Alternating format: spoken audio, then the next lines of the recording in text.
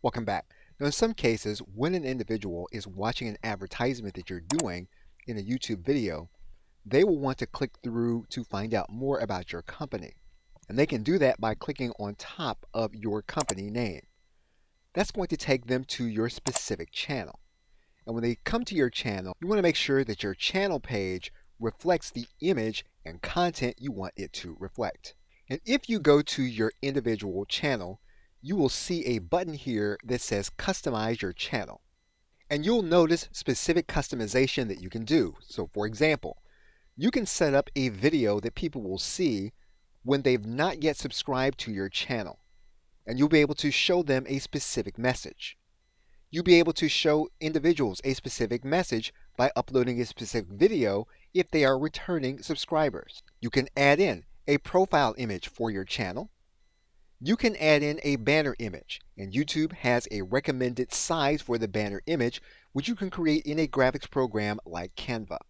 If you want all of your videos to be watermarked with a specific logo, you can do that here inside of your channel customization. In your basic information, you'll be able to write about your company and your channel here in this area.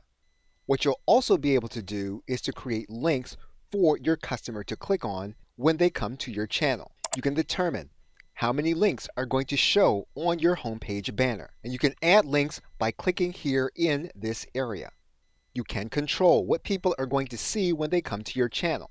So for example, if there are certain videos that you don't want people to see when they first come to your channel, you can exclude them by not placing them on your channel.